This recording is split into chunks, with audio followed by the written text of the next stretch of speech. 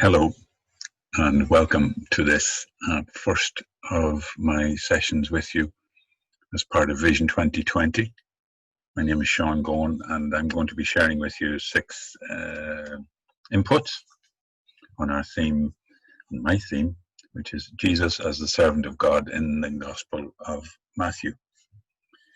And I'd like to just outline, before we get any further, what the shape of the 6 talks is. It'll give you an idea of what you might expect and where we are going as the talks progress.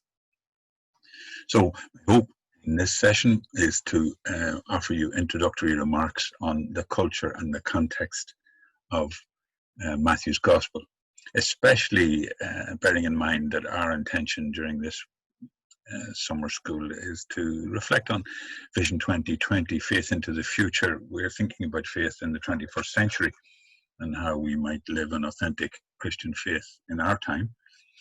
But if we're going to do that, we're aware that culture and context are very important in our time and, of course, in the time of the Gospels. And I want to just put that in context in this first presentation. Then we'll move on. Session 2 will take pay particular attention to the shape of Matthew's Gospel and the dominant themes, so we get an overview before we start looking at the particular texts and what the particular texts tell us about the person of Jesus, because that really is the focus of my talks. I want to look at the person of Jesus in Matthew's Gospel, and in particular the idea of Jesus as the servant of God. That's a scriptural idea. So in session 2, that's what we'll do. Then session 3, I look at Jesus and the kingdom, which of course he proclaims in the gospel. He proclaims it in word. So we'll consider there the importance, especially of some key texts in the Sermon on the Mount. Then in the next session, we'll consider Jesus and the kingdom in terms of his deeds. How did Jesus' actions, the things he actually did, how did those things reflect his own belief system, his own faith in the kingdom? So we look at especially his signs and miracles and how they speak of God. Then in the 5th session, we look at the fact that Jesus didn't simply come to announce something, he came to gather. He came to gather disciples to initiate a community of faith that would take on board his teaching on the kingdom and would live out of it. So we want to consider Jesus and his kingdom community, the notion of discipleship. And then in the last one, I want just to focus in particular on this idea of Jesus as the servant and how that can be an inspiration for modern living of Christian faith. So that's the shape of things to come, and I hope we'll adhere to the plan. Tonight, or today, sorry, just by way of a broad context, it's worth just pausing to take a moment to think about our own faith context. We're living now, 2020, we're living in a very different world, a world that has changed dramatically in a relatively short period of time. But the language we use to describe our situation then also helps to create the situation that we're living in. We can use vocabulary that is positive, we can use vocabulary that is negative, and that then in turn shapes our view. But it's worth just reminding ourselves of something that Pope Francis said a couple of years ago when speaking to the Italian bishops. He pointed out to them, he said, we are living not so much in an era of change as in a change of era. And I think he was pointing to something very, very important for us there as people of faith. There are certain times when change is so momentous that it's going to have lasting impact. And we're certainly in an era like that. And that's been our experience in Ireland. You can name various parts of or various aspects of that change. One of the dominant ones that impacts on faith is the growth of secularism. And while that could be argued, secularism has been around for quite a while, its impact in Ireland has really only been felt in the last, let's say, 30 years very strongly. And even more, you could say, in the last 10 years, we have moved from being what would be called a Catholic country, certainly in the Republic, to being secular. Yes, in many respects. Some would argue post-Christian. And that happened very quickly. And that has been difficult for many Christians, Catholics, people of faith to deal with, find themselves on the outside rather than being at the center, as we were for a very long time. And of course, there are, I suppose, pluses and minuses in relation to secularism, but certainly it's our context, and that's what we have to live with. Another feature of the world we live in now is technology. And I don't have to go into this, but technological change has been vast. Even what we're doing now with this approach to the summer school is evidence of technological change. And we find ourselves using technology that we couldn't have even imagined a relatively short period of time ago. And that's changing the world that we live in. It changes the way we communicate. It's changing the way we do business. And technology itself is changing very, very rapidly and impacting on human life across the globe. And another feature of that, of course, is social media, communicating with one another through means that, well, sometimes people would say cheapen communication, conversation, cheapen or make light of what before would have been required for meaningful conversation. Now you can get away with the tweet. Now we have Snapchat, we have Facebook, we have short messages, we have so many different ways of just putting things out, and it's instant. Some people lament the fact that now there's little deliberation and reflection. That is certainly an issue. It's certainly an issue for the world of faith, but also for the world of relationships and the way society works and functions. And another huge element of our current context is climate change. We are in the grip of a process that is potentially disastrous for our planet. We have been warned about it. It has been pointed out to us by scientists for generations. The church has come on board through Pope Francis, especially in Laudato Si, making it very clear that this is a matter of great concern to people of faith. What we're doing to the planet, our attitude to the planet, how we live in it, how we share it, how we exploit the resources, and how people suffer because of that exploitation of resources, the culture of waste and the culture of consumerism and materialism, and major feature of our faith context. And in the immediate context of tonight, or this course, the pandemic. COVID-19 was something we'd never heard of just a few months ago, and now it has dominated not just our lives, but the whole planet.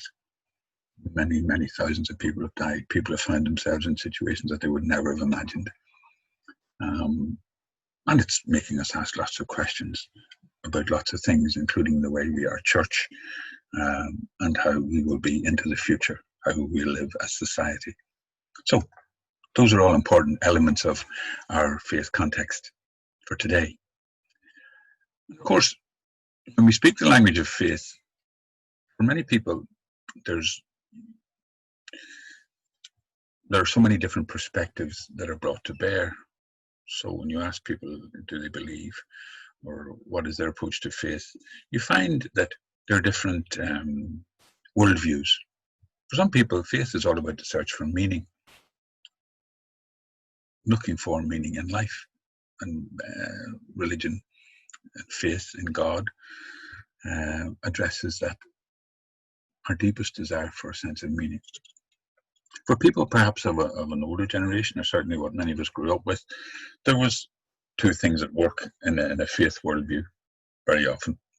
One was the fear of eternal damnation, and undoubtedly for very many people, this view dominated their religious sensibilities. The fear that when we die, we are judged by God and that we could be damned for all eternity for lack of adherence to what was revealed to us. And so many people remember the decades of hellfire preaching and an approach to Christianity that said it was all about avoiding damnation. The other side of that coin, of course, the more positive side, it would have to be said, people's desire for eternal salvation. That the gospel was preached so that people would know the possibility of getting to heaven, what Jesus had done to make that possible for us. So again, the focus though is on the next life very strongly for many people when it comes to faith. That's for people of a certain generation though, and that too has changed in our time. Others, when it comes to discussing faith, focus on the question of sin and evil. The question of what's wrong with the world, what's wrong with human beings, why we do terrible things to each other, why there's so much evil inflicted on innocent people in the world. Why do we do things that are wrong and knowingly do things that are wrong? What do we do with our sorrow then for our sin? Where do we go with that? Is there a possibility of mercy and forgiveness? Is there a possibility to overcome and confront evil? It's a faith question. And allied to that, of course, is how we cope with suffering. Can our faith speak to us about suffering? Can it help us respond to suffering? And another dimension worth talking about is the awareness of the transcendent, that whole aspect of our human experience where we find ourselves sometimes just in awe of what it is to be a human being. And it can be brought on by something as simple as holding a newborn child. The mystery of our existence. Something as wonderful as looking at a sunset over the sea, over in the west of Ireland, and look at a beautiful scene of the sun going down over Donegal Bay, or to look at the night sky and just be filled with wonder at what is, to look at wildlife, flowers, plants, and be amazed at life, to be amazed at what science is telling us about the intricacy of life and the balance of nature, the wonder of it all. And all of that leads people to think about, well, there must be something greater than us. And that's part of our language of faith. Faith then is, let's summarize it with this, we can describe it as a human response to the mystery of our existence. And throughout history, people have sought to give expression to their experience of life and death, to this mystery of our existence. And probably the first time people drew on caves, hunting scenes, a consciousness of life, and maybe struggle, but also meaning and hope and a future. So throughout human history, throughout the history of Homo sapiens, these expressions emerged in so many different contexts and cultures. And of course, they were inevitably and necessarily couched in the language of their time. So all the faith searches, all the language of faith and religion, going back to the ancient empires of Sumeria or Assyria or Babylon, Egypt, and indeed Israel, they all had religious contexts. They all had a religious culture, and they expressed themselves in that language and in the time, in ways that were valid for their time. So, as Christians, we have to acknowledge Christianity also emerged. It emerged in a time and a place. It emerged from first century Judaism, and it emerged in response to the person of Jesus of Nazareth, whose followers proclaimed him their crucified and risen Messiah. That language for them made sense in a context. It made sense in the context of their Jewish belief system. And the language that they used for this proclamation was the language of their time, their culture, and their religious context. When they were talking about this, they weren't thinking about Ireland in 2020. They were thinking about Palestine. They were thinking about Greece, maybe Rome. in the decades of the first century. And that's a very different world. So we now, at this time in our Christian history, we must seek to understand their language and see, can we interpret it for our time? See a line of continuity that links us to their faith in Jesus Christ, crucified and risen. The world of the New Testament, I'll just say briefly here, it's the Greco-Roman world. The context is the Roman Empire, and it emerged out of a short public ministry of Jesus of Nazareth. We forget that his ministry, public ministry, at its longest was 3 years, maybe only a year and a half, depending how we read the Gospels. And he was crucified by the Roman governor, Pontius Pilate. But his followers proclaimed him risen. And that message transformed them, and they brought that message to the cities and the regions, provinces of the Roman Empire. And so within 20 to 30 years, you had small Christian communities associated mostly with synagogues and Jewish communities around the Roman Empire. But within a short period of time also, non-Jews were attracted to this figure. Non-Jews were attaching themselves to these Jewish Christian communities, and indeed were being welcomed in some cases, and they were being baptized. That decision was made in the so-called Council of Jerusalem by the year 50. So you have the beginning of Gentile involvement in this, what had been a Jewish movement. With the martyrdom of Peter and Paul during the period of Nero's rule, Nero's tyrannical, despotic rule, we had a major crisis for the church, its first persecution, albeit localized in Rome. But something else followed soon after that was also going to shape the world in which the New Testament arose, and that was the Jewish War. The Jewish War was the Jewish rebellion against Roman rule that began in 66 AD. That rebellion lasted 4 years and was ruthlessly put down finally by Titus in the year 70, when the city of Jerusalem was completely destroyed and its temple was destroyed. That meant the end of Judaism as it had been known, certainly for in the time of Jesus. It meant the end of the temple, so the end of priesthood. It meant the end of apocalyptic groupings like the Essenes down at Qumran. One group survived out of that, and that was the rabbis. The rabbis who represented the Pharisee tradition. They became the dominant force of Judaism. At the same time as that's going on, then, we have in Christian circles the emergence of Gospels, written texts for the Christian communities to have them share their faith in Jesus and who they believed he was. So the Gospels arise at a time after several decades of the preaching of the good news of the kingdom. There's several decades of Christian communities growing, several decades of learning to fit into cultures that were not just Jewish, but also Greco-Roman. Into that world, the gospel emerges. Mark was first, generally agreed, and was used by both Matthew and Luke.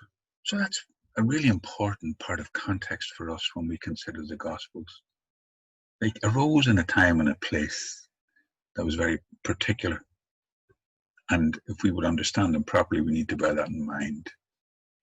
So, in the case of Matthew, for example, the question that's asked is, who speaks for Judaism? Because the Gospel of Matthew is very much concerned with Jewish Christian community. A Jewish Christian community, people who have not completely been inserted into a Gentile world at all. They're very aware and proud of their Jewish heritage and roots. And they find themselves sometime in the 80s, maybe 70s, 80s, find themselves at odds. The Jewish war has finished. The temple has been destroyed. The rabbis are now those who are deciding the future of Judaism and the synagogue. And in that tradition, they focus entirely on the Torah, the Jewish law, and its interpretation. They believe they are the authentic interpreters of the Jewish tradition. And over against them, you have the early church. These believers coming out of a Jewish background who are asserting that Jesus crucified and risen is the awaited Messiah, the fulfillment of the Jewish scriptures, the fulfillment of the hopes of the people of Israel.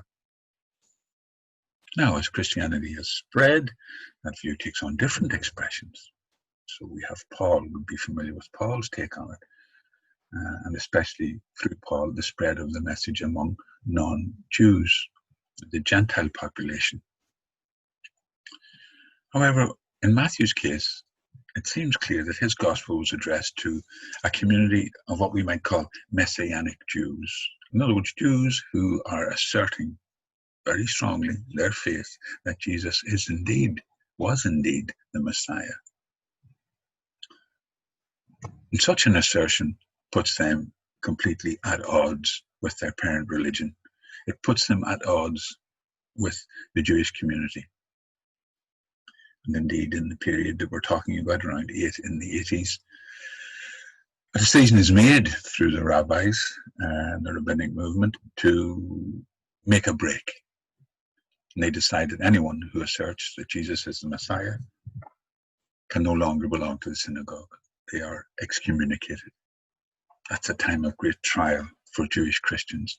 And that's the world that Matthew is addressing. Who is this Matthew?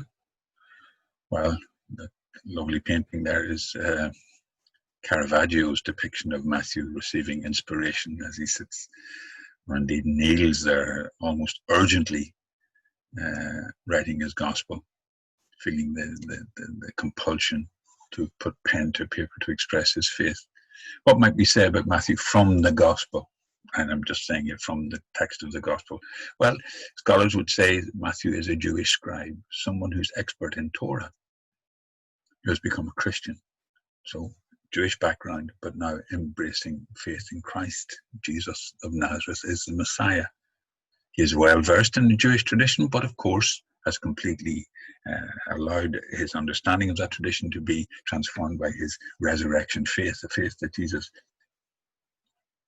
not only was crucified, but rose from the dead. And with that, Mark was seen to be the fulfillment of Jewish hopes, all the Jewish messianic hopes. God has indeed acted. And Matthew shows that right from the beginning, especially in his infancy narrative, how he describes the birth of Jesus, completely roots the story in the Jewish tradition and Jewish expectation. But what did Matthew do? Well, he had a gospel in front of him. He had Mark, and he used 90% of it.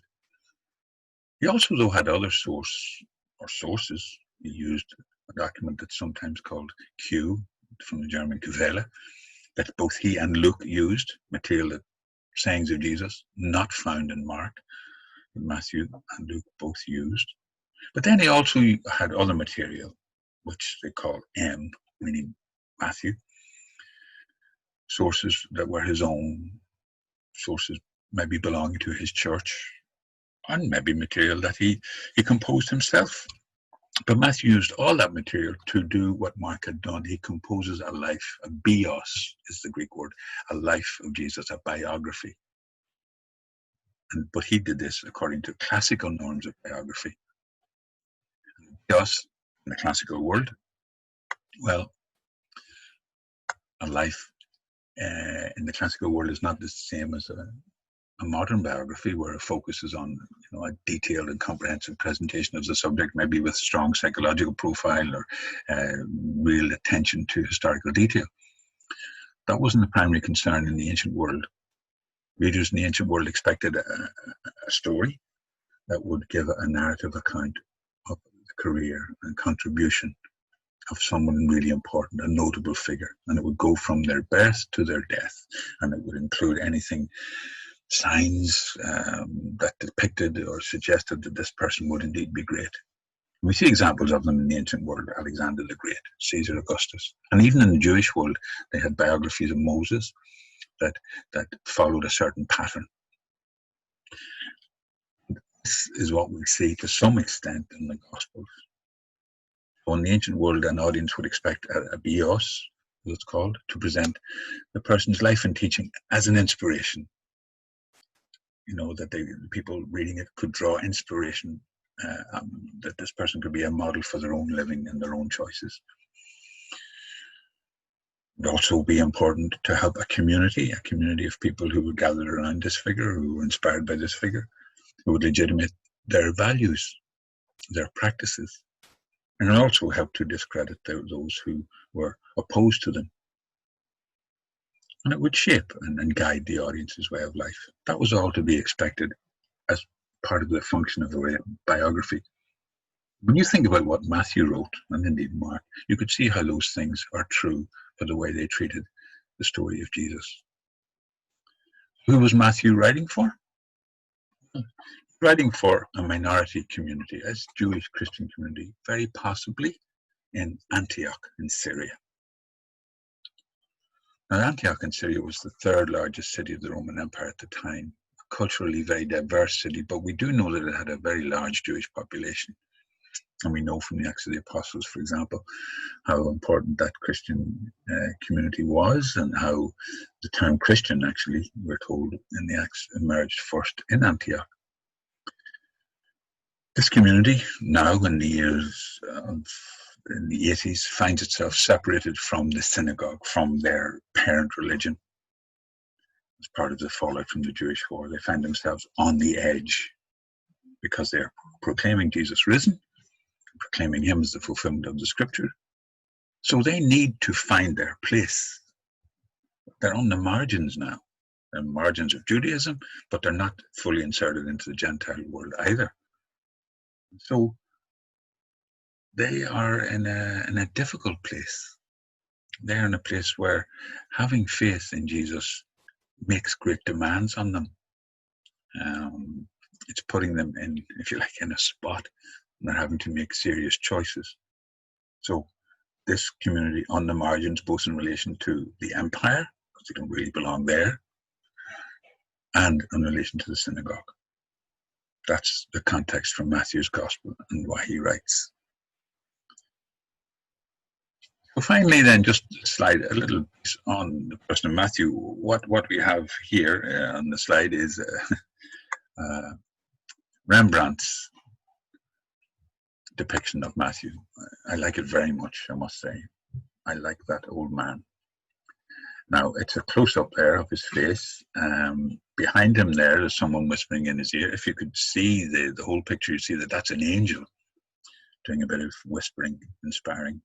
But what I see in Matthew here is a man deep in thought. He's wondering, he's contemplating, he's thinking, how am I going to write this? Now, I know traditionally Matthew of the evangelist is associated with Matthew the apostle. That association began with Irenaeus, really, towards the second half of the 2nd century.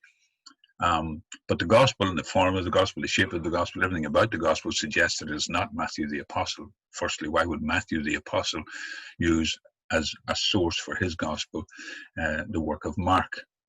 Matthew the apostle would have been an eyewitness. Why would he rely on an account that wasn't from an eyewitness? So that's the first thing. Secondly, Matthew the apostle was a tax collector. He would not have been fully imbued and steeped in the Jewish scribal tradition the way this author clearly was. So some people see that perhaps in Matthew chapter 13, verse 52, we have a little signature. We have Matthew writing himself into the story after Jesus has shared the parables with the crowds. He inserts at the end of the chapter, Jesus says, "Every scribe who has been trained for the kingdom of heaven is like a master of a household who brings out of his treasure what is new and what is old."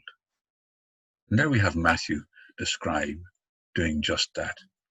Matthew, steeped in his own Jewish tradition, finding himself in a world that he couldn't have imagined, a world where he's having to make choices. He's having to understand the consequences of accepting that Jesus is indeed the fulfillment of Jewish hopes. So there's a link between us and Matthew in this sense. Like us, Matthew is a human being. He's in a time and in a place trying to answer a question. Who is Jesus, and what does it mean for me to believe in him? And we can draw great inspiration from his gospel. And hopefully that's what we'll be able to do over the next 5 talks. Thank you for being with me this evening.